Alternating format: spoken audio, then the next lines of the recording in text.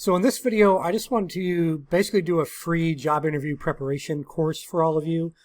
This is both for cybersecurity, IT-related jobs, as well as pretty much any job out there, although the examples I'm going to give are related to people that are trying to pursue a cybersecurity career. So first off, who the heck am I? Well, you should know that if you're at my YouTube channel, but if not, if you just found this video, I've got a couple of decades in IT and cybersecurity, helped millions of people all over the world.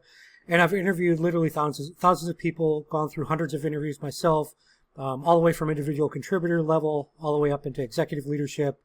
And then as a business owner, in addition to my work in management and leadership in corporate, as a business owner, I've also been interviewing people at all levels of an organization. So this is going to be information that is applicable whether you're an individual contributor or if you're going for more executive type positions or more senior leadership positions.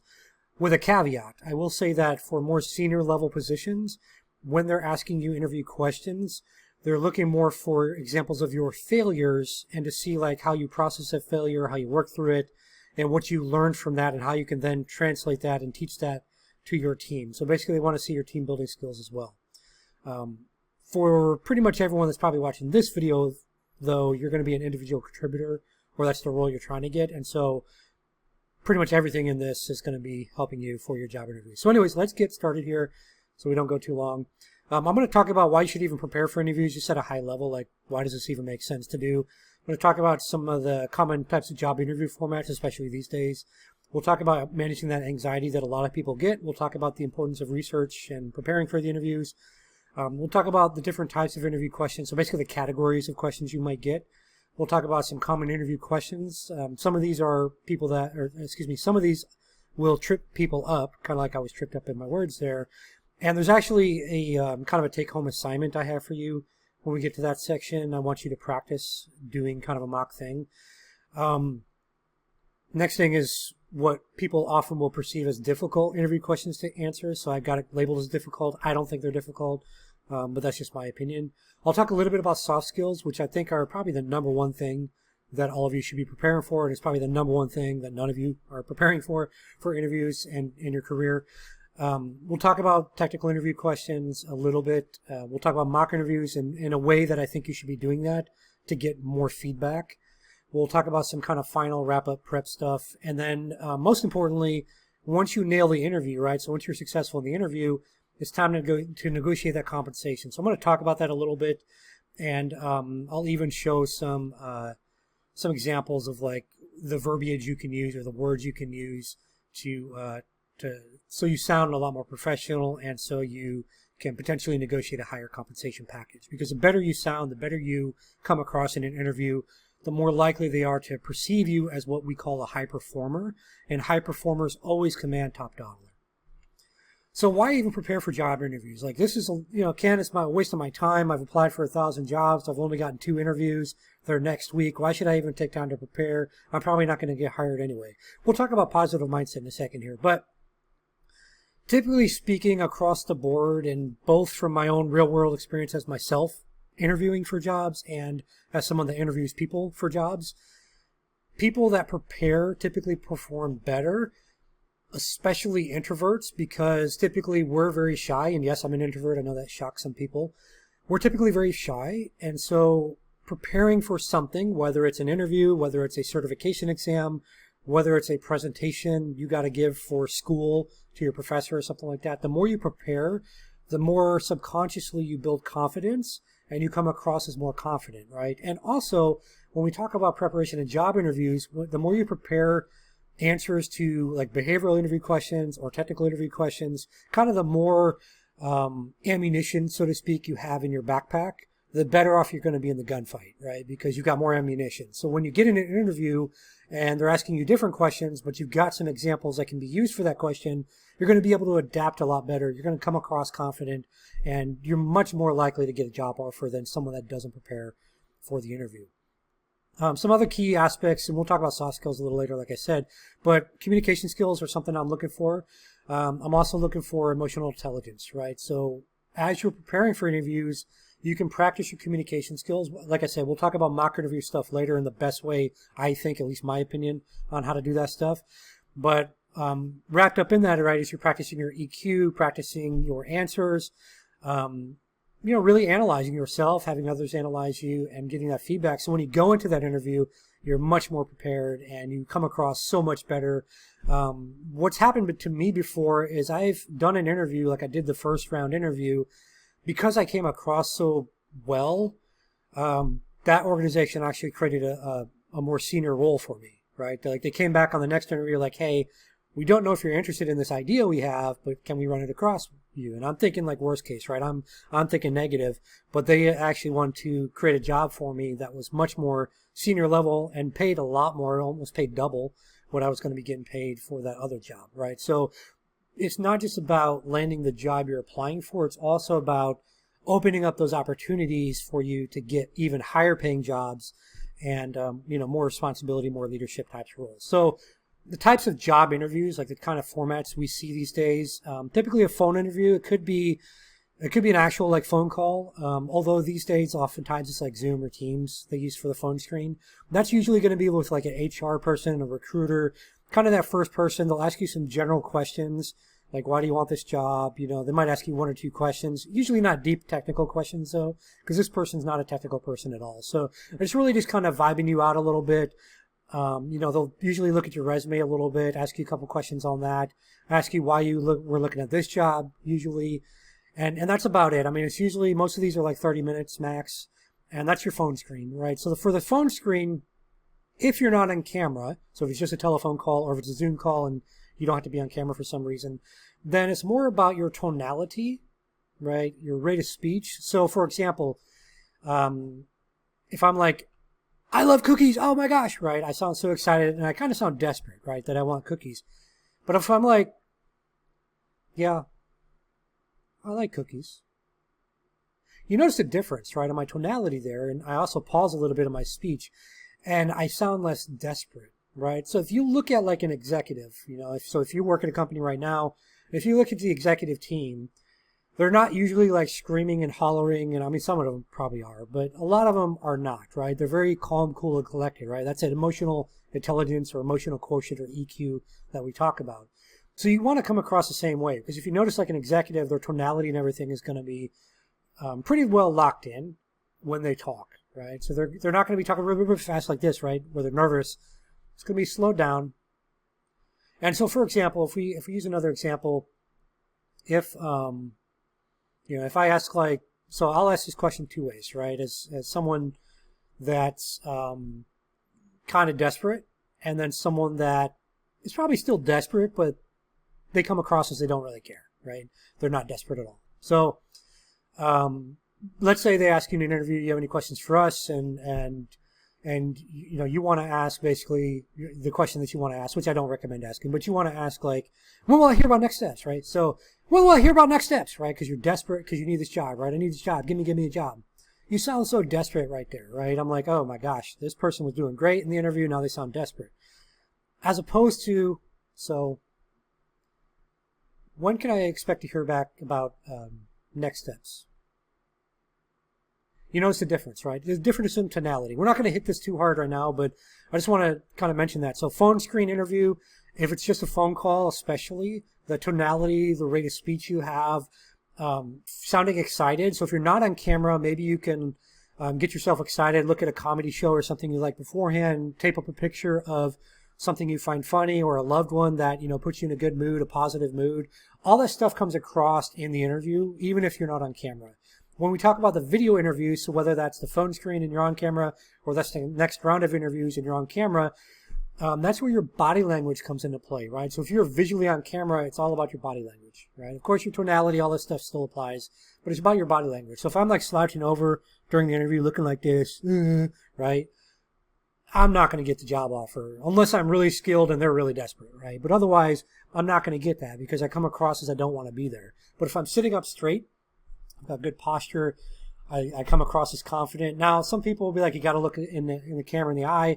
I mean, even on this video, I'm probably not really looking at the camera in the eye.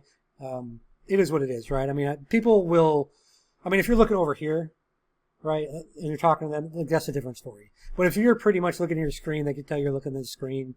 The vast majority of hiring managers, at least I've spoken to, they don't care. I mean, it's Zoom, it's Teams. I mean, people are more flexible these days than they were in the past. But again, the key thing there is your body language. So when we talk about mock interviews later, when you're having people analyze your interview skill set and like how you come across, have them specifically look at your body language, see if your arms are crossed or things like that. Preferably, if you can, stand up during the interview. That just puts you in a position of power, is what I call it. And you just naturally, your body and everything about you is more confident if you're standing up. Can't always do that. I know not. I mean, I'm sitting down filming this, right? So can't always do that. But if you can't do that, if you can't stand up, something you could do before you get on the call is do the Superman pose or Superwoman pose or however you gender identify, but the superhero pose. And that's just putting your hands, like on your hips and just standing up, and standing confident. And just do that for a couple of minutes. You'll feel silly doing it. I mean, I still feel silly doing it, been doing it for years, but it actually will put you in a confident mindset for the interview. And then in-person interviews, pretty self-explanatory there, right? Body language, tonality, all these things. The panel interview is kind of the next thing. And so it's usually called panel interview. It might be called a team interview. It just kind of varies. You may also get like another round of interviews that is a couple of team members on the call with you. So this can take kind of various formats based on the organization. Now, the key aspect there is you want to address each person individually, right? So you want to make sure you include everyone. And one of the ways you can practice for that in particular is looking up some like sales training videos. And what you're really wanting to look for is figuring out how to basically look up sales mirroring your prospect is what I call it at least. And so when you get on a sales call and let's say someone's like really aggressive, like the person you're trying to sell is really aggressive, like just tell me the numbers, I want to know the numbers, right? Instead of you always being like laid back Ken, right? You might need to be more aggressive in your approach. Like, look, the numbers are X, Y, and Z. Can we close this deal now, right? Or, how can we close this deal now? Whereas someone like me, if you come on a sales call with me and you're trying to sell me and you're very aggressive, instant turn off for me. I'm just like, F you, I'm not buying nothing from you, right? So that's mirroring your prospects. So you're trying to match essentially that personality of that individual as best you can. So they let their guard down around you and, they're much more likely to essentially buy from you. Now, when we talk about it with an interview, you want them to quote unquote buy you. We're not talking about, slavery or anything like that here. We're talking about them actually like wanting to hire you or basically move you forward in the process for an interview, right? So they're buying, your skill set, if you will. So that's when, panel interviews, that's like the best advice I can give you on that is look up sales videos on how to mirror your prospect and also human psychology, stuff like that, around sales. And the more you practice that, like practice in the mirror or record yourself or whatever, the better off you're going to get at it. And then that will come across in the panel or team interviews. Other type of interview is technical interview. Those are usually blended in throughout these other interviews. However, you may also get like a take-home assignment, depending on the company, some kind of take-home project. Oftentimes that's paid at a very low rate, I'll just remind you. So it's not like you're going to make $1 million from a project. But that usually will test your hands-on technical skills. Again, that depends a lot on the role. If you're entry level, trying to get your first cybersecurity job, there's probably not going to be really a take-home assignment for you. If there is, it's probably just like, hey, tell me about this data breach or something like that. Usually pretty low-key type of project. I mentioned earlier about positive mindset, right? And that's the last thing on this slide here. This is actually key. I used to self-sabotage a lot when I worked in corporate and I was doing interviews and stuff. Like I'd get so nervous, like, oh, they're going to hate me. I don't have all the skills they have and post in the job description, which by the way is just a wish list, right? And so I get all worried. I get all concerned. Oh my gosh, my life is over, whatever. And I would never get the job offer. And I'd be like, oh, and it's like an endless cycle, right? Like, oh my gosh, I can't do this. I'm so dumb or whatever. Positive mindset, like when I switched my mindset to be more positive, I noticed that I started getting more offers. I also started getting more jobs like created for me. And I also, when I got to the negotiation stage and they couldn't afford me, and I'd be like, okay, cool, whatever, it was nice to meet you anyways. I'd usually get a call back. I had this happen several times. I'd get a call back like a couple days later, hey, have you found another job yet? We're still interested in you. If you're still interested in us, we were able to negotiate and get more budget. We can offer you this now, which is what you wanted. Or do you want to do it, right? And so when you're thinking more positive, just anywhere in life, that helps a lot, especially in interviews. Now, you may be saying like, okay, well, that's nice, Ken. It's all that positive online manifestation coach guru, BS from YouTube or TikTok or, whatever you look at. And yes, I agree. A lot of them are total BS. A lot of those people are total BS. They're trying to sell you a course, all that stuff. The best way I've found to build a long-term positive mindset, because let's be real, I don't have a positive mindset all the time, even at this age and this level of success, right? I'm still, I might get negative on things or whatever. We're humans after all. Some of you watching this, you're probably robots, but for the vast majority of you, you're a human, and we all have our days that are better than others. But the one thing that I found was the best long-term thing for me is thinking about the behavior of someone in the position that I wanted. So when I say position, I don't just mean job, but like the life position that I wanted. So as an example, let's say your long-term goal is to be a CISO, so a Chief Information Security Officer. Now, right now, you're trying to get your first, SOC analyst job. So it's not going to happen tomorrow that you become a CISO, but that's your 10-year goal or something, right? You're like, hey, I'm going to work hard for 10 years, and then I'm going to try to get my CISO job. So right now, if you notice that you've got kind of a negative mindset, you say, okay, well, how would a CISO behave, right? What would a CISO do in this situation? How would they handle the situation? How would they think about an interview? How would they prepare for an interview? The more you do that, and you don't have to say this out loud, right? What would a CISO do? Just in your head, right? Just ask it in your head all day long. No matter what you're doing. Like if you're in traffic driving, what would a CISO do? Your girlfriend, boyfriend, whatever, breaks up with you. What would a CISO do in the situation? Would they throw a table lamp at them, or would they just walk away? You're at the grocery store, people getting on your nerves or being weird. What would a CISO do? Even at the gym with the weird guys, that's why I don't go to the gym, by the way. But even at the gym with weirdos, what would a CISO do? Would they yell and scream? Maybe you have to, right? Maybe you got to get out of that situation.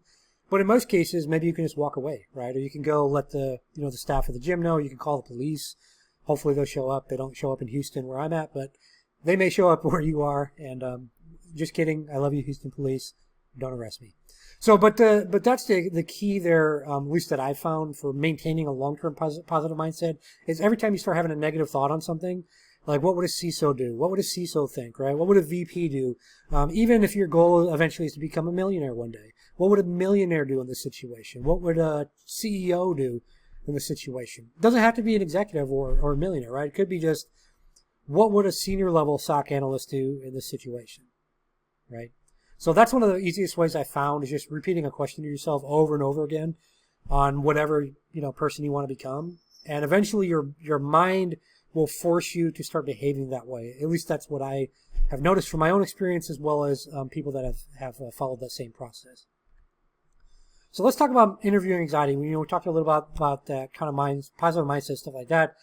Obviously, preparation will help significantly. Like that's the number one thing you can do to reduce your anxiety going into an interview, because you're like, well, I've done it before, right? So for example, if you were going to, let's say you joined the U.S. military, they changed the physical fitness test since I was in, but back when I was in the ancient days in the 1800s, they had basically the 2-mile run was one of the qualification things. They may still do it, but anyways, the first time you run, if you've never run before, at least I felt like I was going to die. Like I was like, oh my God, my life is over. I am going to die. And so first time you do it, horrible. Pretty much every time I did it, it was horrible. But I started running on my own. I started learning how to breathe effectively, right? Doing proper breathing.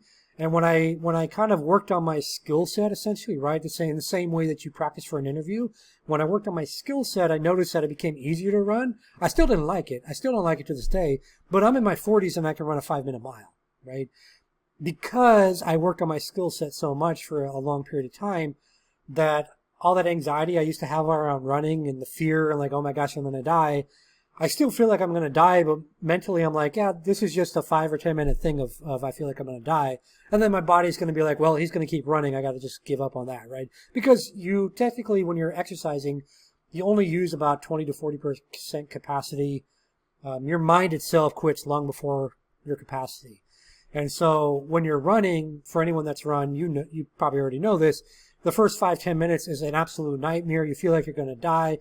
life is going to be over. And then once you just keep going at it, eventually your brain stops trying to fight it. And it's like, okay, whatever. I gotta make sure this person can run as long as they want to. So I can't be negative now. I gotta just focus on the running stuff, right? So I'm saying that example to especially show you like how that preparation can help you even in a job interview or other life situations. Now, when you're at an actual job interview and you're getting asked questions and you're like, oh my gosh, I don't know how to answer that question. What are they doing to me? Oh my gosh. Then using exercises like what's called box breathing, that's one method. And basically, you see on the screen here, people have different ways of doing it. Some people like inhale for 7 seconds, hold it for 7 seconds. Like I will pass out if I try to do that. Like that doesn't work for me. So like 4 seconds, 3 to 4 seconds works for me. That's why I put it on the slide here. Do what works for you. If you can only hold your breath for like 2 seconds, then hold your breath for 2 seconds. You're right. Exhale it for 2 seconds, inhale for 2 seconds, whatever, right? Adapt all the stuff I'm saying to you in particular, right? The other thing, we talked about positive mindset. So visualizations, affirmations, things like that. I know it sounds woo, all the woo-woo stuff, Ken. What are you doing? What are you doing to me? But this stuff actually works. Whether you want to believe it or not, just try it out. Worst case, you say, oh, you suck, Ken, it's wrong. I'm okay with that. I don't care if you say I suck. I don't care. Unsubscribe, right? But the reality is visualization stuff can help a lot. So when I talk about that, I'm talking about before you go in for the interview, kind of visualize yourself. You may not know what the person looks like, but just visualize yourself being calm, cool, and collected. Just kind of looking at your computer screen, and you just feel like relaxed, like, oh, that was an easy question, right? And you could even say that like before you go to bed in your head, like, oh my gosh, that was such an easy question. Wow, this is such an easy question. You could also ask it in the form of a question. And just keep repeating it until you fall asleep, right? And just be like something like, why are the questions so easy in this interview, right? Why are they asking me such easy questions? Why did this interview go so well, right? So that's that visualization part. Now you can also do the affirmations like I'm prepared, I'm fully confident, I'm capable, all this stuff. I don't do affirmations because I found they don't work for me because my mind wanders and I start thinking about, cookies and things I shouldn't eat. But they might work for you, right? So again, adapt all these things to things that might work for you. One of the best things I found that's worked for me is I just take a piece of paper and a pen or pencil. You can use your phone notes or whatever if you want to as well. You can even email yourself, etc. But essentially, I would write out exactly what I wanted to happen in the interview as if it already happened. So as an example, I would say like the interview went well. If I knew who I was interviewing with, I'd say the interview went well with the VP of, product or whatever. And, they didn't ask me any difficult questions. I was able to answer the questions really well. It felt more like a conversation with an old friend, and they moved me quickly to the next stage of the interview. And every single time I did that, at least from what I can recall when I was doing corporate interviews, it worked. Like literally, the conversation, it was so easy. It literally felt like I was talking to a friend. It was so laid back. We were joking, we were laughing, having a good old time. And I was always moved very quickly to the next stage of the interview. Now, that being said, I didn't always get a job offer, even though I wrote out like a job offer. And what I found with that, at least from my experience, is usually when the job offer didn't work out at that company, it's because there was a better company that I literally just had to wait a couple weeks for them to post a job, and that job, worked out to be the better option, long term. So when you get in that situation, if you try this stuff and you're like, oh, Ken sucks because I tried this and I didn't get the job offer, but it did work for the interviews, but not the job offer, keep in mind that there might be something better out there for you. And whatever you believe in, we're not going to get into a religious debate here. I'm not into organized religion. I used to be, but I learned a lot, and I'm not anymore.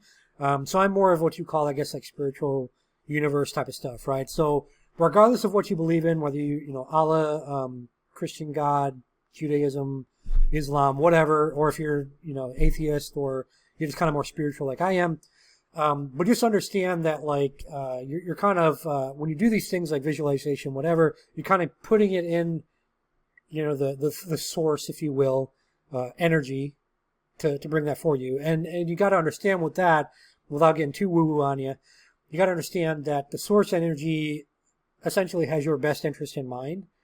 So saying all that to say that you may not get a job offer always, but that's because something better is usually, around the corner. Now, around the corner, because the universe doesn't understand time, that's a human construct. And so around the corner could be a couple months, right? So you might be like, oh, what the heck? Why I got to wait a couple months? But then it might be your dream job, and you might stay there for the next 20 years, right? So, but anyways, that's some basic information around managing interview anxiety. Research preparation, I'm not going to hit this too hard. I mean, this is kind of job interview preparation 101 stuff. But look at the company's official website. Look at any types of recent press releases around maybe a new product launch or a partnership they've done. That way, when you're in an interview and they're asking you questions, you can start, as part of your response, you can say, well, what interested me is, these things about the mission of the company. And I also noticed that you recently partnered with, insert X company to do these things. And that was really cool to me, right? And so that shows you've done some research on the organization, and and you come across much better than someone else. Like I've had people before coming for an interview, for an in-person interview even, they walk right by the sign for the company through the door, and then they're asking me what company are they interviewing at. I'm like, did you not read the sign on the door? Like, what's going on here, right? So that's where that research comes into play. It really helps separate you from a lot of other people out there that are too lazy to do research. Now, the other thing about research is like LinkedIn, Glassdoor, Indeed, these sites where you can look at reviews of an organization. You might think you want to work at like a Google, but go look at reviews of how hard people got to work at Google, right? And you might be like, well, yeah, it'd be fun to work at Google. It'd be great for my resume, but the first couple of years at Google make or break your career literally at Google, right? Or these big tech companies. Like if you're not putting in like 60 to 90-hour weeks, working really hard, sacrificing your health, your loved ones, etc., in most cases you're not going to advance in that company, and you're going to filter out in a couple of years, which might be what you want. That's fine, but understand that that's a good source of research in advance to see if the company's even a match for you. Another thing you want to look at is the job description itself. Now, some of these companies, they keep very generic job descriptions, and so it's hard to figure out what are they really looking for? What do I need to do to kind of tailor my resume, tailor my responses in the interview and all this stuff? What do I need to do to kind of, make things customized to this organization? And so look at the job description, but you can also use like ChatGPT or other generative AI. Just paste in the job description, throw a prompt in there that says, hey, based on this job description below, tell me the top 20 skills and tasks and responsibilities that they're looking for in a candidate for this, this job title based on this job description below. And then let ChatGPT give you ideas on what that might be. Now, the other thing here I want to talk about is when they are asking you, hey, do you have questions for us? This research you're doing can help you prepare, different questions on that. I do see, as on the video, I think my camera, the little image of Ken here is blocking a key question, and I'm going to talk about this question that I think everyone out there, so every single one of you should ask this in an interview. So when they say, hey, Ahmad, or hey, Sally, or hey, Tomiko, whatever your name is, hey, do you have any questions for us? The very first question you should ask, in my opinion, that will give you so much valuable information is, what seems to be missing from the other candidates you've interviewed so far? You're just asking them to tell you what's missing. Now, why are you doing this? Why are you asking this question? Why aren't you asking about company culture? Tell me about the work environment, all that stupid BS. The reason you're asking this question is because it's going to tell you exactly what's missing from everybody else. So if they're like, yeah, we posted that we want 5 years experience with Splunk, and you don't have 5 years experience with Splunk, and they tell you, yeah, the key thing that's missing is nobody's got the 5 years experience with Splunk, then you need to be able to talk to why you're still the best candidate, because you don't have 5 years experience with Splunk, right? But now you know that's the key thing they're looking for.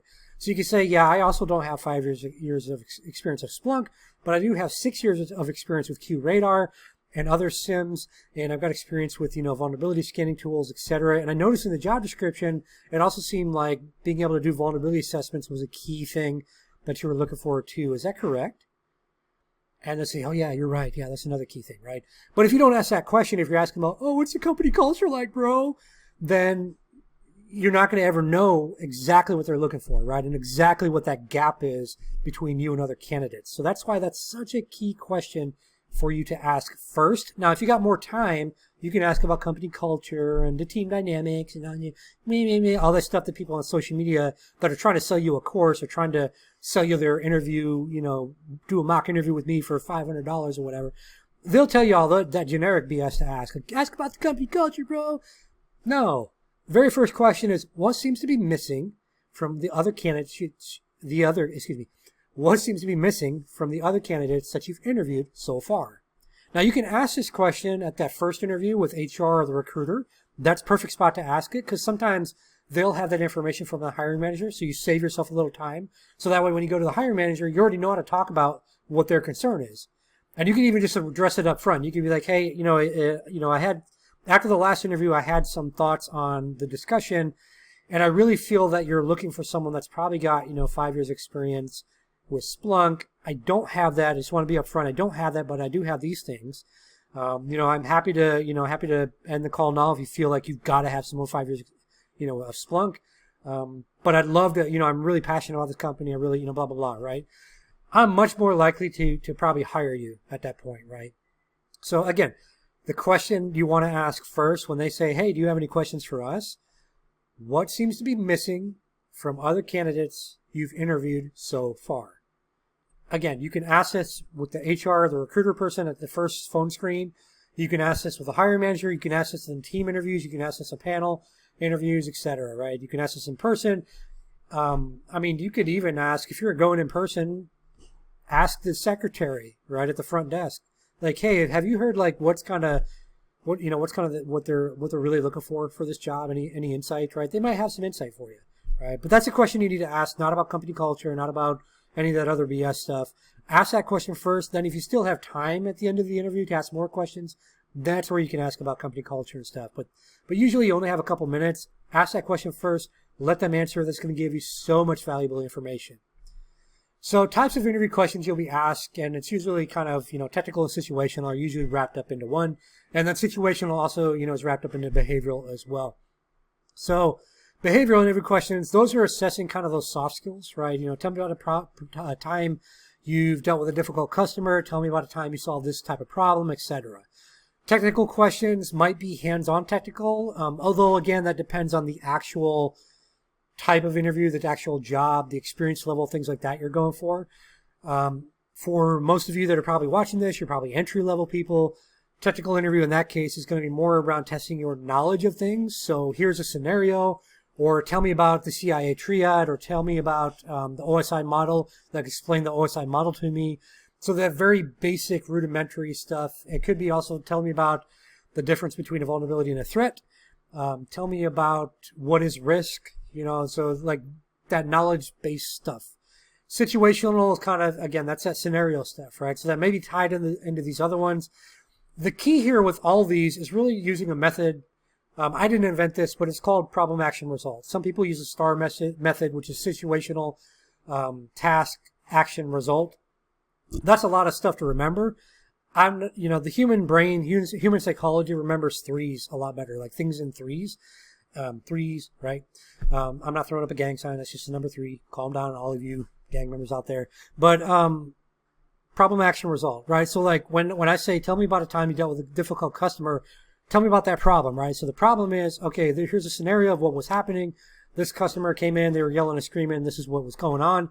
Okay, great. Now you're going to tell me about the action you took, and if there was other team members involved, like what are some of the actions they were, responsible for? What did everybody do? And then what was the end result, good or bad, right? This may be not, I mentioned earlier about executive interviews and how we're looking for failures and that you've learned from them, right? I don't want to see your successes. I want to see your failures. So the result could be negative, right? It could be that, yeah, we actually ended up losing the customer because of, I said we couldn't give them a coupon. And they said, forget it, I'm not going to do business with you ever again. So we lost the customer, but I learned from that situation how to improve my communication with customers. And I also worked with the leadership of the organization to allow for us to give a coupon in that particular situation if it ever happened again. That's fine that you failed in that situation, right? Because you learned from that and you help improve things in the long term for that situation. So let's talk a little bit about common interview questions. And then on the next slide is actually the activity I mentioned that all of you, that I want all of you to take some time and do. So just, when we get to that slide, just pause the video, practice that a little bit on your own, or just jot down or screenshot it or whatever you need to do so you can practice it on your own. So some of the most common interview questions you're going to get is, of course, like tell me about yourself, or kind of introduce yourself or whatever. Some kind of like basically, I want to know who you are. Keep in mind that most people are never going to read your resume before the interview. A lot of times they don't have time. Sometimes they're just lazy. Sometimes they're jerks. There's a variety of reasons, but they're really just looking for you to tell about yourself. Number one, to see, are you lying in your resume? Does anything match up? Are you lying about stuff? And number two, they just want to know about you real quick, right? It's basically your elevator pitch. Other questions I may ask are around strengths and weaknesses. This varies quite a bit based on organization. Some people will tell you, oh, I've never been asked that question in my life. The reality is most of them have, just through behavioral interview questions, right? Maybe not directly tell me about strengths and weaknesses. So I'll talk about that a little bit. Then other questions like, why do you want to work here? Where do you see yourself in, 5 years or 10 years or 3 years or whatever. So let's talk about tell me about yourself first. So you want to not ramble like most people do. I mean, the vast majority of people ramble on this question for like 5-10 minutes. Why don't you want to do that? Well, that's 5-10 minutes less on the interview, right? Which means when you get to the end of the interview, you really have no time to ask a question except for which question? What seems to be missing from the other candidates you've interviewed so far, right? And that's why I tell you to ask that question first that you saw earlier, because some of you are going to ramble like crazy when I just ask you, tell me about yourself in an interview, and you're going to waste a lot of the time in the interview. And so now at the end of the interview, we got like 1 minute for you to ask me a question. So if you ask me about company culture, you're wasting your time, right? So again, that's why I stress that other question to ask, which is, again, tell me what seems to be missing from the other candidates, you've interviewed so far. So going back to tell me about yourself, key way to answer this is just a quick one-sentence introduction to who you are professionally, and I'll show that on the next slide like an example. And by the way, I want all of you to practice the example as it's written, and then, customize it to your particular situation for the particular jobs you're applying for that you're going to interview for. But the one-sentence introduction to you personally, very quick, professionally, very quick, not rambling, not, I like long walks on the beach and all that stuff. And then a couple of metrics that are based on the job role and the things that you think are key that they're looking for. Again, that's why ChatGPT or something can help you quite a bit. And then like 1 or 2 sentences of why you want the job. And again, we'll talk about that more on the next slide with the example. When we talk about strengths and weaknesses, you want to choose like some genuine strengths. Not, I'm a hard worker. That's not a real strength. Like, hey, I'm good at project management. Okay, great. Tell me about a time you did project management, what was the outcome? And then like weaknesses, some kind of area of improvement, but not something that's critical from the job description. So if in the job description I write the absolute number one critical skill is somebody that has great time management skills, then when you interview with me, you should not be telling me that your weakness is time management skills, right? Because I've just told you that's the most important thing. Now, typically in a job description, they're not going to tell you like the most important things. You don't usually have to worry about it too much. But you typically don't want to, if they're listing certain things in the job description, in most cases, if you can figure out something else to be a weakness, then let that other thing be the weakness that you're working on, not the things you're listing in the job description. So as an example, let's say that they list whatever else in the job description, but they don't list time management. So you could say, well, I think a weakness of mine is, actually a better example is delegation, right? Because usually you won't see that listed in the job description. So, a weakness right now I have is delegation, and, I typically will try to take too much work on myself. So while I'm working on that, and so what I'm trying to do is I've realized that I need to delegate work more so I don't get burnout, and also I need to trust my teammates more to actually get the work done, and so I'm working on that right now to improve that, right? That's a weakness, but you're also showing me that you're working to resolve it and how you're working to resolve that, and kind of where you are so far with that. When we talk about like, why do you want to work here? Again, that ties back to the company research I mentioned before. That's why that's so critical. You can get on a mission or something you're seeing that they do. Maybe maybe they donate money to a charity that you like. You could talk about that, right? And then when we talk about like, where do you see yourself in 5 years or whatever, try to relate that to you building your current skill set and, building your leadership skills and things like that in the organization. Because that way you're not locking yourself into a specific position, because maybe they want to build you as a leader. Typically a high performer, if they think you're that, they're going to want to build you into a leader at some point in the organization. So when you answer that type of question, just kind of show that you want to grow with the organization. And they'll try to find ways to help you do that. So here's the example I mentioned about tell me about yourself, right? So I want all of you to starting point here, do it as if you're a cybersecurity analyst. You've got 5 years experience in financial services. You got a couple of certs, so Security Plus and CISA Plus. If you don't know those, you've got some experience in vulnerability management and policy review. Now, the reason I listed those kind of 2 key skills is because I pulled these bullets below directly from a real life cybersecurity analyst job description that's live while I'm filming this video, which is in October of 2024 when I'm filming this.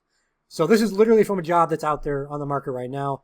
Now they wanted, they didn't want 5 years experience, but they did want some experience for this particular job. So if you're brand new, you probably don't qualify for this one. But anyways, we talked about the formula already for this question, right? The 1-sentence introduction, a couple of metrics that are key based on the job role, and then why do you want the job? So in this example, hey, my name is Ken. I'm a cybersecurity analyst. I got 5 years experience in financial services industry. I hold a couple of industry certs like Security Plus and CISA Plus. I've got experience in vulnerability management and policy review. I like this position because the company has a social impact. You know, they give back to, I don't know, charity or whatever like that, blah, blah, blah. And what you notice there is because if you look at the bullets below here, they're talking about conduct regular vulnerability assessments for portfolio companies, recommending mitigation strategies, etc. So, hey, vulnerability management, boom, got it.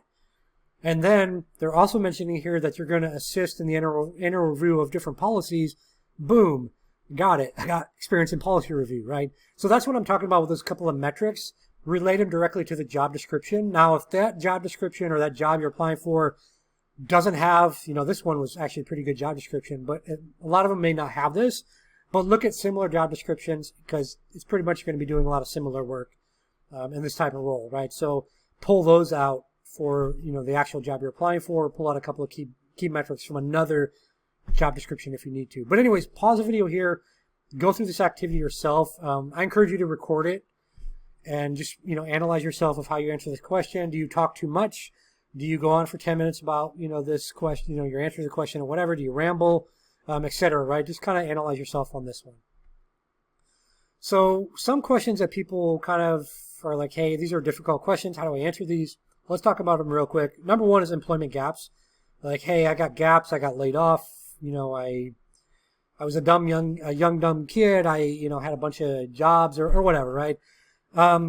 Best thing to do here is to be honest with the gaps. Like, okay, what did you do, right? Were you laid off? Like, what was the situation? Like, and I know some people will tell you don't put this on your resume that you were laid off, but like, if you were laid off, a lot of people get laid off. It is what it is. And so just put what you're doing in the gap. You know, I got laid off, and since then I've been, you know, working on these particular skills, right? Or I've been volunteering, or I've been doing freelance work. Totally fine. Even if you're doing like Amazon delivery or Uber Eats or Uber or Lyft or whatever, right? If you're doing kind of those gig jobs to feed your family, totally cool. I mean, there's some jerks out there in the industry that will interview you and they think they're, oh, you'll see them at conferences like, oh, I'm a CISO. How dare you speak to me? It is what it is. There's jerks everywhere.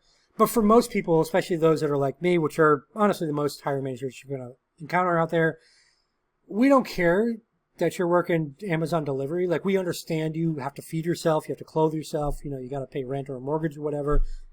Some of you have kids. You know, you got to do what you got to do, right?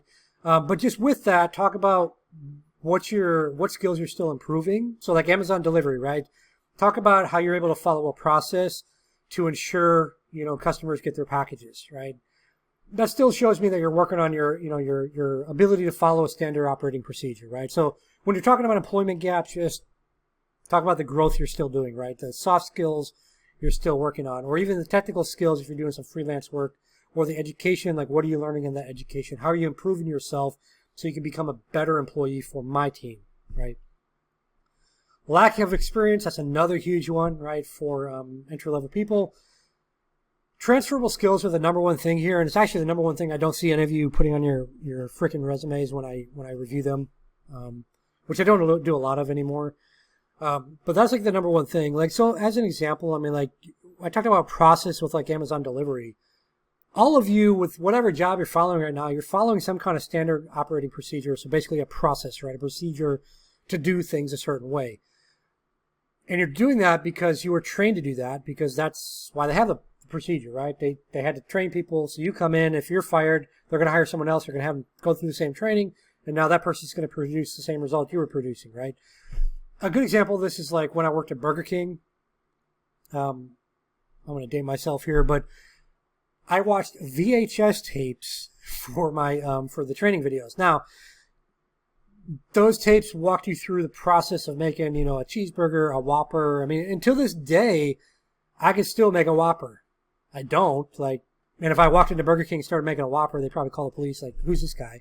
But that process is what I followed, and because I followed the process, now, granted, some people follow the process more than others, and some people produce a better Whopper than others, right? And that's just the nature of humans. But overall, everyone's still producing a Whopper sandwich, right? Or a cheeseburger or a hamburger or whatever, chicken sandwich, whatever you like. Or if you're vegan, I guess some tomatoes and lettuce on a bun. But you're following a process, right? So even someone working at Burger King right now, or Target, or, whatever job you're doing, there's processes you're following. There's customer service skills you've got. That's those transferable skills. Now you're like, okay, Ken, I don't know what those are. You mentioned a couple. Is there a list of transferable skills out there? Blah, blah, blah. Look, use the tools you have, right? Generative AI. Ta-da! Now I talk about ChatGPT a lot just because most people are familiar with that one. And they got a free version. I think some of the other ones have a free version still. But you can literally take your contact information off your resume, please, before you do this. But throw your resume in there without your name and email and all this stuff, just like your work experience in there, and say, ChatGPT, I'm trying to get a job as a cybersecurity analyst or whatever job you're trying to get. Based on this resume that's attached, give me a list of 50 transferable skills based on the experience on this resume and the education and stuff for a cybersecurity analyst job, right? Or whatever job you're going for. And now ChatGPT is going to give you a list of all the skills. So ta-da, now you know, right? So now you can go back to your resume and you can update your resume with these transferable skills. And when you're in interviews, you can talk about the transferable skills, right? Especially if they're, again, they're wanting experience, but you don't have it. Transferable skills all day long. Now, salary expectations. So, we'll talk about this a little bit more when we get to negotiation stuff, because I've got some things I want to talk verbiage-wise on that. But research, number one thing, research, because that's going to tell you like what range to ask for. Now, some companies will post the range. One thing I want you all to keep in mind is that's pretty much going to be your base range. So, for example, if you're looking at a job and it's here in the U.S., and the salary range is, let's just say it's $100,000 a year to $130,000 a year. But your last job, you were making $200,000 a year. And you're like, oh, I'm the king of interviews, Ken. You don't know. I'm the queen of interviews. I'm going to do great. They're going to offer me $200,000 a year base. Nah, bro. Nah. Not going to happen, right? Maybe in a rare case, probably not going to happen. Because they've already budgeted, that amount, right? Now you can negotiate things like a sign-on bonus, things like that, which we'll talk about later. But pretty much if they're posting a range, that's the range. Now, let's say that you look at it and it's like 100,000 to, 130, I think I mentioned. And you're like, well, that's not enough to feed my family, but I really want this job. I still need to find something else, right? So maybe you're going to work two jobs there, right? Maybe both jobs pay you $100,000 a year. Now you're at the base you wanted. Plus you got, more security because companies will lay you off. They don't care about you. Spoiler alert. They do not care about you at all. You are a number on a spreadsheet to them. It's just the way it is, right? Even if you're a high performer, you're still just a number on a spreadsheet. If you're a high performer, you might be the last to go, but you're still, if they need to make cuts, they're going to make cuts. That's just the nature of it. So I'm all about having at least a side hustle, and I've said this on many calls I've been on. In fact, I did one with the women's organization I'm involved with this weekend, and I said it on there too. I said, job security there's no such thing. So have a side hustle, have a second job, third job. I knew one person working 4 jobs, but she was great at all of them. So who cares? I don't care. Like I tell you right now, as a hiring manager, I don't care if you work 10 jobs. As long as you're producing quality work for us, I don't care what you do in your spare time. That's not my business. But not everyone's like me, right? I want to warn you. Not everyone's like me, so don't go around telling them you got a second job, right? Just keep that to yourself or whatever. Anyways, I'm not telling you what you do there, but hint, hint, wink, wink. Get like a second job or a side hustle because you cannot trust corporations these days. So soft skills, real quick, not going to hit on this. I mean, there's a million videos out there on soft skills. I'd say go look at human psychology videos too. There's I think her name is Vanessa Van Edwards, maybe. I've got a couple of her books someplace around like human psychology and communication, stuff like that.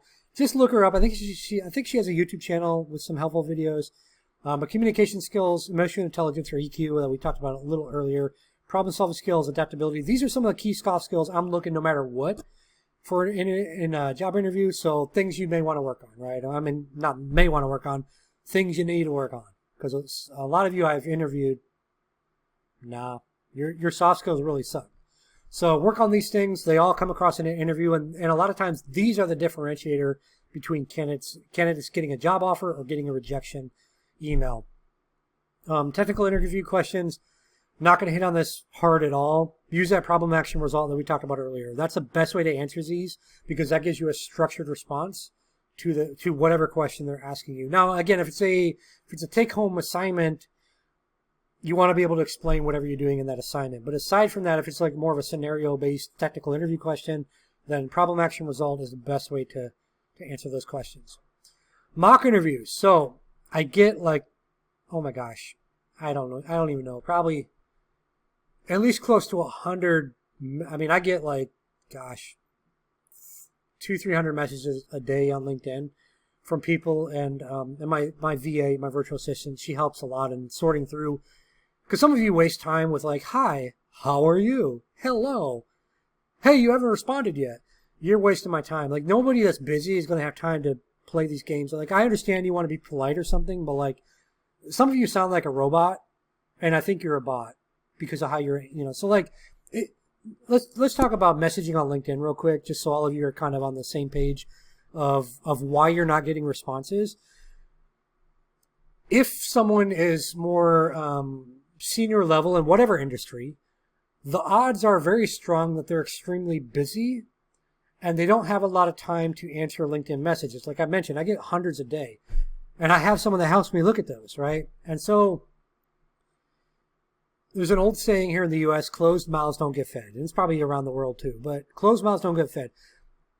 Reach out with exactly what your question is. If you say hi, hello, you will never get a response. Like rarely, I'll say rarely because I think I've responded to a couple over the years, but like in most cases, you're not going to ever get a response from me. Why? Because I don't have time to go back and forth. Like if you want to help, hey, I need help with a mock interview. Hey, I need someone to help me with mock interviews.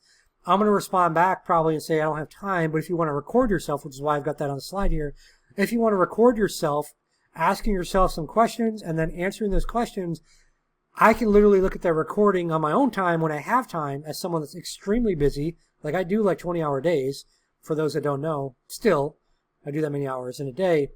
And like I don't have time to get on a call. I will never get on a call with you. Like that's just not going to happen. I'm sorry. Like I know a lot of you want to get a call. It's not going to happen. I'm way too busy for a call. And so that's why I really suggest recording yourself and record yourself on camera. And the reason I say that is because that way, like I can look at your body language and everything. And literally in like a 10 or 15 minute video, I can save you thousands of dollars and dozens of potentially dozens of rejections in job interviews based on the feedback I'll give you. Literally. And when I say save you thousands of dollars, that's you spending money on all these idiots out here trying to sell you.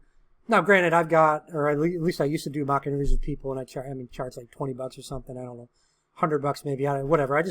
With that money, I just buy people try hack me vouchers to try to give back to the community. But anyways, like there's a lot of people out here charging you hundreds of dollars just to get on a call with you to do a mock interview. Like, and I don't want to sound like I'm knocking anyone's side hustle, but like, you don't need that. Like, honestly, record yourself.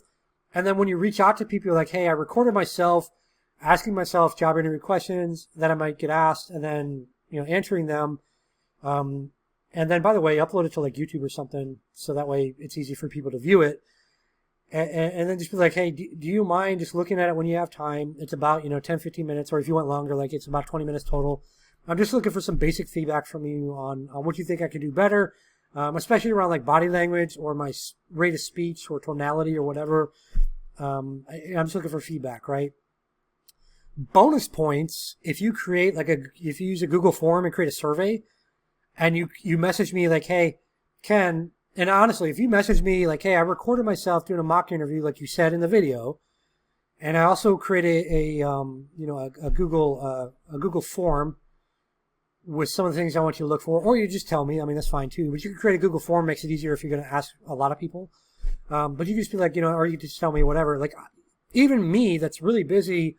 It might take me a couple weeks, but I'm going to give you that feedback, right? I'm going to do my best to try to give you that feedback.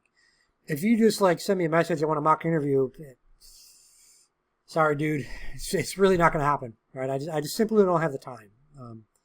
And a lot of people are like that. That a lot of you may quote unquote look up to you or follow on social media. They just simply don't have the time. Their heart's in the right place, right? They want to help you.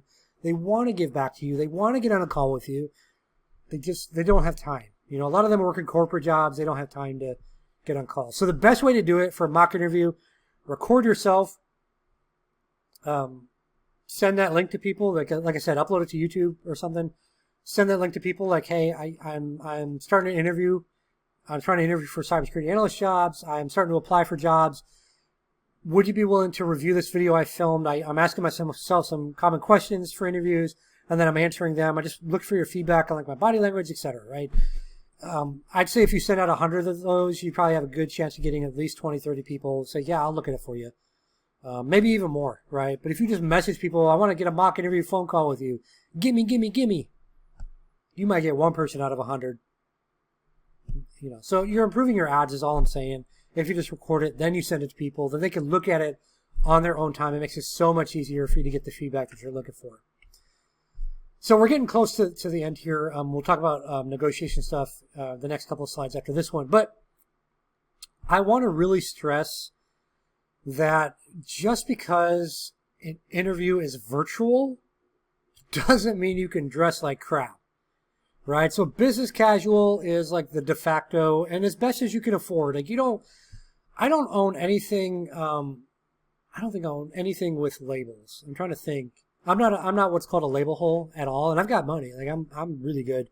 Really, and I'm not going to loan you money, by the way, but I'm in a really good spot, But I grew up broke, like really poor. I grew up, right? So I think that's part of why I don't spend on stupid stuff. So I'm not a label hoe, as it's called. I can't think of anything that I literally don't have anything. The most expensive watch or timepiece, as it's called, that I have is I don't know. It was maybe $100 or something. I spoiled myself. The suits. I mean, so I've got some suits, but the suits I buy, they're like, I think $400 or $500. Which, if you know anything about suits, it is what it is. You can spend a lot more. Like I've spent more with tailors in the past. But anyways, what I'm getting at here is I don't like the typical stuff. People buy Gucci, Prada. They're trying to spend money they don't have to pretend to be rich. Rich people don't have to do that. Some rich people do, but like. Real rich people don't have to spend. They don't spend like that, right? It's usually corporate people who are making a couple $100,000 a year, or $100,000 a year, and they're trying to like, oh, look at me, I can buy Gucci now. So what I'm saying with that is dress for your budget. There's nothing wrong with wearing a shirt from Walmart. I literally wear like this shirt I'm wearing now is from Amazon, right? Like there's nothing wrong with that, right? You can dress well. A lot of the shirts people see me wear, well, my dress shirts are tailored, but those are like. I don't know, $40, $50 US, and I get them in a bundle or whatever, so I get a discount. So dress based, like if you got to, like I used to interview and I'd have to go to the thrift store and I'd have to literally buy jeans that would have these, they had been ripped by whoever turned them in. So they were ghetto and they were patched. Like they had this just green patch on them that didn't match at all. Like you'd tell somebody just sewed like a patch on and the patch would be like falling off. But I mean, they were like, back then they were like 50 cents. For some clothes, for some jeans and also dress pants. That's the money I had, right? So I dressed based on the money I had. So dress based on your budget. Don't try to just buy a bunch of stuff because you feel like you got to buy suits and all that. You don't need to. But what I'm saying is business casual.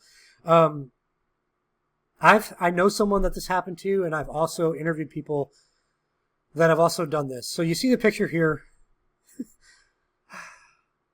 a tank top. with a daddy. Now I didn't have anyone that had a daddy necklace on or but like you see this photo here, like this is not appropriate attire for an interview. I've actually had people show up in a tank top in person for a job interview with me. And I'm like, yeah, it's not, I don't care how well you interview at that point. Like you should know business casual, right?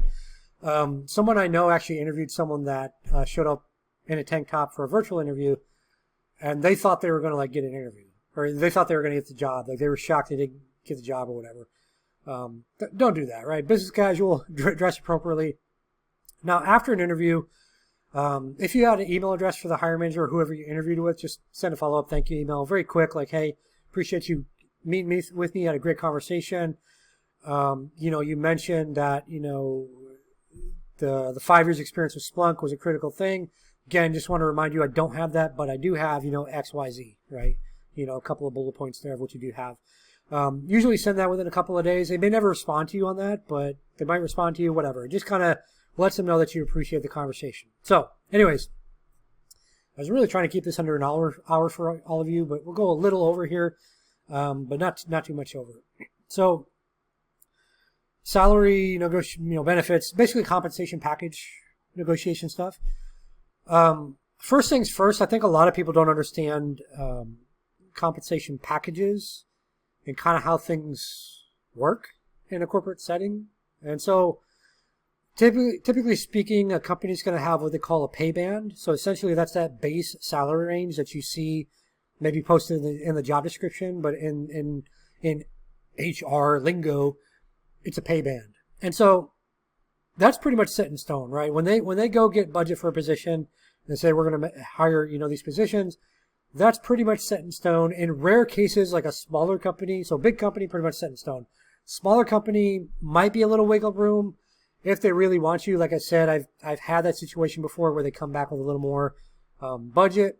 That's rare. I wouldn't count on that, right? So pretty much pay band, if you know it, if it's like posted in the job description or if they say that during the interview, that's pretty much set in stone. So you really need to know, which is, kind of that last bullet, you really know like your cutoff number, right? Like I'm a firm believer that you should not put yourself in a negative financial situation just for a job, right? So like, as an example, like if you know you need to make $100,000 a year, but this job is only going to offer at max $50,000 a year, you need to be realistic with yourself, right? It's probably not time to leave the job you hate because you're making $100,000 over there, right? And you're paying your bills and stuff. Now you can pick up that second job, right? Make it $50,000 a year. Now you're making $150,000, before taxes, and that's great. But you got to know a cutoff number, whatever that is for you, like your bare minimum offer, and stick to that. By the way, don't just like, well, they only offered me 110, but I wanted 130, and 130 was my cutoff. No, walk away from the job offer. Do not be scared to walk away. So when we talk about compensation package, there'll be the pay band, as I mentioned. Again, that's a base compensation. But then there's other things like potentially bonuses, like a sign-on bonus. I wouldn't rely too much on, they'll try to give you profit sharing bonuses. Oh yeah, you're going to make millions of dollars with profit sharing bonus. No, you're not. And so try to get a sign-on bonus if you can for any job you're applying for. See what happens. Worst case, they say no. Best case, you might get a couple grand, 10, 20 grand, whatever. The most I've ever heard of was $60,000 or $70,000. Well, that was a more senior level, type of role at a bigger company. Other thing that I think trips people up is, especially when they apply at startups, they tell you, oh, we're going to grant you stock options. And everybody seems to think that with those, you're going to make a lot of money, you're going to be the next Bill Gates or whoever, and you're going to become a millionaire. So I'm going to break your heart. It is what it is. I tell all of you like it is. I'm not going to sugarcoat. You're not going to make money in the vast majority of cases with a startup because most of them fail. The other reason you're not going to make money, at least here in the U.S., is because you have to pay that stuff as income. So what do I mean? When you're granted stock options, by the way, this is not legal or financial advice. I'm not a financial advisor or anything like that. I'm just giving you my personal opinion based on being an investor, being someone that's built and sold companies, and being someone that's worked in corporate and worked for startups and big companies, etc. So when we talk about stock options at a startup, basically you're granted options. All that means is that at a future date you could purchase it for what's called the strike price at the time you got those options issued to you, right? So they at the time they were granted to you, like let's say you were at the company a year and they said, here's 100,000 options. We're going to keep the math simple here, by the way. So at the time you started the company and you vested, those options, the strike price, let's say, was $1, right? So at that time, in theory, those options were worth $100,000 because they granted you 100,000 shares. They were worth $1. Now, let's say the company does really, really well, and now the shares are worth, $10, so now they took some, maybe they went public or whatever, and hopefully they got more than $10 a share, but let's say they only got $10 a share, so now your shares are worth $1 million, right? Because you can buy them on your options for the $100,000 or whatever amount of shares you want to buy. You can buy your shares for $1 a piece. For $100,000, you can buy all your shares, right? And as soon as you do that, your shares, technically speaking, on paper, are now worth $1 million, out there, right? You can also just hold on to your options. Again, that depends a lot on the contract and how long you can hold the options without executing them. Again, that's a whole other course, which I will never do for all of you, because you really should talk to a financial expert on that stuff. Like a tax attorney, something like that, to make sure you're protected. But anyways, if you go sell all that stuff, you as a regular employee, in the vast majority of cases, unless you work with like a tax attorney, if you're just Ken trying to do it himself, you're going to pay income tax here in the U.S. on that $1 million, which is basically what, you're pulling out essentially, because again, your shares you bought for 100,000 are now worth $1 million, so you pull out that $1 million. But you're going to pay the IRS a lot of money. In some cases, if you're like early stage startup and you're an executive, you can get, basically you can buy preferred shares. And so those you would, at least right now, the way the tax law is written, you would just pay what's called capital gains on that. So basically that difference between 100 grand and $1 million, so that 900,000 is what you'd be taxed on, not the whole $1 million. Again, not legal advice or tax advice. And then, other things are like RSUs, which is basically, stock granting or stock options. Well, those are for bigger companies usually, like your Amazons of the world. And those will have a certain vesting period. I think Amazon is 4 years or whatever, over the course of 4 years. And basically you get a certain amount of stock awards, from the company, which is a good thing because the company at that level, the stock is always pretty much going to either stay the same or raise in price over the long term. And so you can potentially make a lot of money, or at least hold a lot of money, working at a bigger tech company like that. But again, there's a lot of factors in there. You got to do the best for you. Even things like 401k plans can be negotiable, health benefits, vacation time, etc. And a lot of stuff can be negotiated. We talked earlier about salary negotiation a little bit. Again, that research is what's going to be the biggest thing for all this stuff. So let's talk about just kind of negotiation 101 types of stuff. So when you're asked, what kind of salary are you looking for? Now, let's say they don't post it in the job description, so you don't really know like what it's going to be going in. Of course, you can do research, whatever, but you don't really know what their thing is. And so the thing I would always say is I would say I'm open to discussing compensation. So that's the second bullet there. I'm open to discussing compensation at the right time. I'm looking for the best fit and overall package, or best overall fit and package, however you want to word it. And then I would just pause, Now sometimes they'll be adamant about like, hey, we need to know like an actual number. Sometimes you can spin it and be like, do you mind, are you opposed to sharing the budgeted range for this role? That way we can see if there's even, some common ground, or if we just should, end the interview now and not waste anyone's time. In most cases, they'll share the budgeted range. If they're still hesitant on sharing information with you, but they're expecting you to give information, 99.9% of the time, that's a huge red flag that they're trying to lowball you. And unless you're desperate for the job, you probably should just walk away now, type of thing. Another way you could phrase it is I'd like to understand the full scope and responsibilities of the role before I discuss salary, to make sure that everyone's aligned on expectations and that I can offer my best contribution.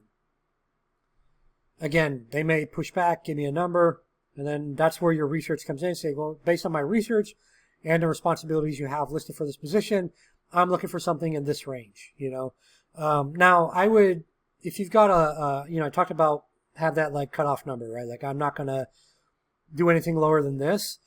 that's where you'll want to have that number, and don't go below that. When you give them the range, actually increase that because they're going to negotiate down. So if you got a cutoff number, let's say your range, your cutoff number is 120,000, and you really want to get like 150, but you're willing to go up to like 170 or something. You're trying to get the best, right? So like you could say, well, I'm really looking for something in the 150 to 170 range, right? Now they may come back and be like, the best we can do is 150, and in your mind you're like, heck yeah, it's exactly what I wanted anyways, right? But you wanna put that bare minimum number well below like the actual bare minimum number you give them, right? So increase it. If you don't know what to increase it by, if you didn't do your research, then like whatever number you're thinking in your head, just throw like 30-40% on top of that, and that'll be the number you give them, right? That way you're not getting underpaid, because a lot of people get underpaid with the hope that if I work hard and show them that I'm a great employee, I'm going to get a raise next year. No, you're not. You're not going to get shit. Oh, I was trying not to curse. You're not going to get anything from them in the next year, right? They're going to be like, oh, the budget just isn't there. The macro economy, sorry, we just can't pay you. But the executives are still getting their bonus, right? So get your money up front, right? Get as much compensation as you can up front, including your base salary. Now, if they come back and you can't, like if they're like, yeah, we just can't afford that base salary, then you can come back with something like these kind of last two questions here, right? Like, hey, I understand, salaries, it's not negotiable. Are you open to exploring other alternatives, such as like maybe additional vacation time? Like if it's an in-person job, like maybe I can work remote on Fridays. Maybe I can get off, do a half day on Fridays or something like that. Maybe we can, figure out a sign-on bonus, and now the sign-on bonus, I want to stress, it doesn't always have to be cash. I know some people, like one person got a car. Now it was a used car. It was a Jeep Rubicon. Jeep lovers out there probably like, it's not pronounced like that. I don't know. I don't know how you pronounce it, but like Rubicon or Rubicon Cone or something like that. But anyways, it was like a year or two old vehicle, which I guess those vehicles are expensive. I don't know, brand new. But the company, that's what the person said they wanted for a sign-on bonus. They said, I'll work for you if you buy me one of these. And so the company like went to the local auto dealership and they found one that was used, and they went back to the person like, hey, we can get you this one. It's used. If you want to go test drive it, like we talked to them already, that you can go today and test drive it. If you like it, then let's close this deal, right? So you might be able to get a car out of these people if you need a car right now, right? So there's all sorts of things you can negotiate. You can potentially negotiate more money for your education. So maybe they'll send you through certification training or something like that on their dime. Another way to ask this is, how can we work together to reach a compensation package that reflects the value I'm going to bring to the team? The reason you want to phrase things like that is you're showing them that you're willing to work with them, and that you're trying to find like, hey, let's like, we both really want this relationship, right? How can we find some common ground to make this happen, right? You're also not telling them the way it's going to happen. You're giving them opportunity to say, yeah, I think I can maybe do this or that, right? You're also giving them the option, if they can't think about it right then in that call, they've got ideas to take back to others, right? They can be like, hey, I need to talk to some other people so we can kind of brainstorm some ways we might be able to make this work, right? But you're not like forcing them into doing it a certain way. You're kind of opening up to them. Here's how we might be able to do it, or hey, I'm interested in your ideas of how we can do this and really make this happen. So again, screenshot this slide as well. That was it for this course. Hopefully you found this helpful. Again, you can watch videos like this all day long, but it's not going to help you at all unless you actually put in the work to practice for your next job interview.